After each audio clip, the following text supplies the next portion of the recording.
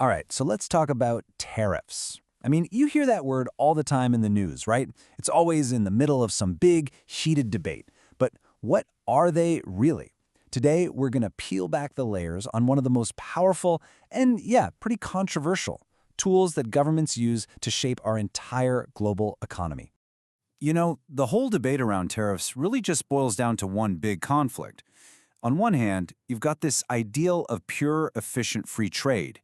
It's a world where everything flows freely across borders and, in theory, everybody wins. But, on the other hand, there's the very real, very immediate pain of workers and whole industries getting absolutely crushed by foreign competition. So because of that conflict, every single government has to figure out where it sits on this spectrum. You've got one extreme, which is almost total free trade. Think of a place like Hong Kong. And then you've got the complete opposite, nearly closed-off economies, sometimes called autarkies, like North Korea. And tariffs? Well, they're the main tool governments use to find their spot somewhere in between. Okay, so let's get down to the basics. What is a tariff? When you strip it all away, it's really just a tax on a product when it crosses a national border. The one we hear about all the time is the import tariff, which you might also know as a customs duty. It's a fee that has to be paid before a product can even be unloaded at a port. And these taxes, they basically serve two main purposes. First, you have what's called a protective tariff. Its whole goal is to shield your homegrown industries from foreign competitors. Then there's the revenue tariff, and that one, well, it's pretty much all about the money. It's just there to generate income for the government. And get this for a wild fact. Before the federal income tax showed up in 1913, tariffs were the single biggest source of revenue for the entire U.S. government. Can you believe that? Okay, so a tariff isn't just one thing. It's more like a whole toolkit. When a government decides to use them, they've got a few different types to choose from. Let's break down what's in that toolkit. Really, it all comes down to how you calculate the tax. There are three main ways to do it. You can charge a flat fee, you can charge a percentage, or sometimes you can even do a mix of both. And these three approaches have names. They're called specific, ad valorem, and compound tariffs. All right, so first up is the specific tariff. This one is super simple. It's just a fixed amount of money for each item. For instance, the US charges exactly 32 cents for every single broom that gets imported. Easy, right? The only problem is its protective power kind of fades away as inflation goes up. Then you have the ad valorem tariff. This one's a percentage. Think of the 5.5% tax on imported bicycles. The great thing about this is that the level of protection stays the same even if prices change. The catch? You have to agree on the exact value of the product, and believe me, that can get pretty complicated. And finally, there's the compound tariff. And just like the name suggests, it's a mix of both. So, for example, an imported wool blanket could get hit with a tax of 18 cents per kilogram plus another 6% tax on its total value. This is often a way to protect manufacturers who have to pay tariffs on the raw materials they import. And as you can probably guess, this is where the math starts to get really interesting. Right, and this brings us to a really important point. We have to look beyond the headlines, beyond the simple numbers. Because that tariff percentage you see on paper, what's called the nominal rate, it almost never tells you the full story of how much protection an industry is actually getting. See, the real impact is kind of hidden. It's buried in the incredible complexity of today's global supply chains, where all the different parts and pieces cross borders over and over again. And that's exactly why we have to look deeper, way deeper than just the tax on the final product you see on the shelf.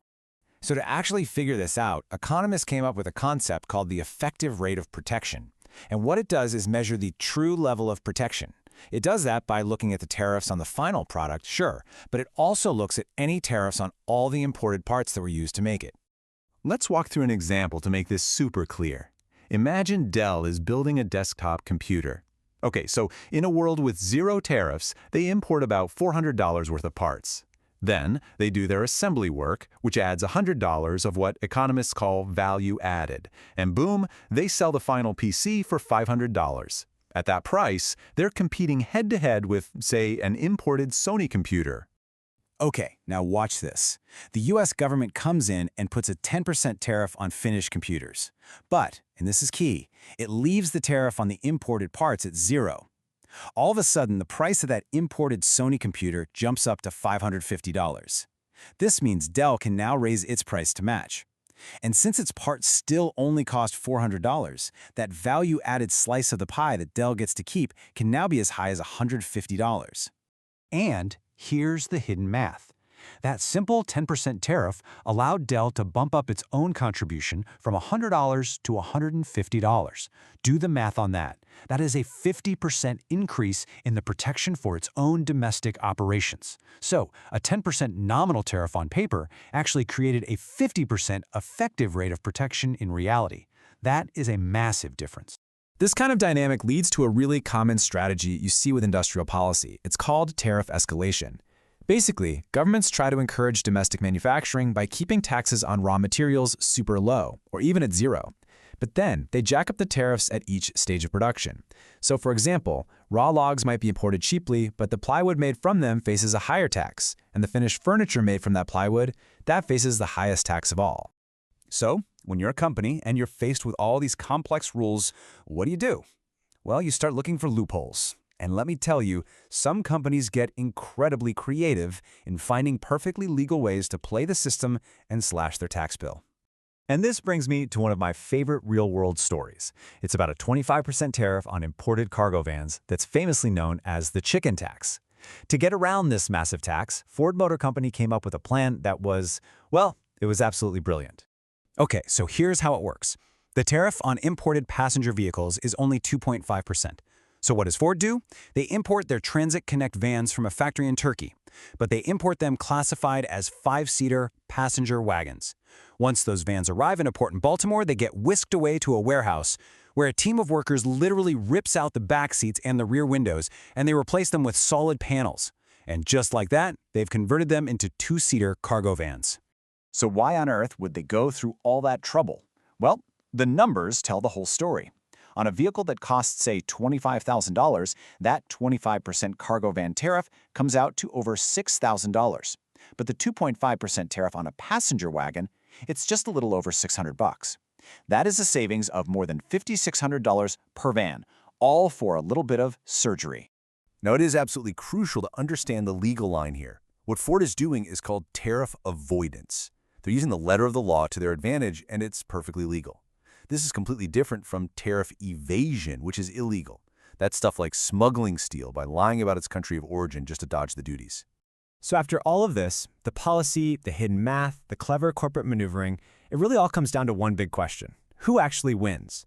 And who ends up losing when a tariff gets put in place? Well, the breakdown is usually pretty clear. The domestic companies that are now shielded from competition, they definitely win. The government that gets to collect all that tax revenue, it wins too. But consumers, we almost always lose, because we're the ones stuck paying higher prices.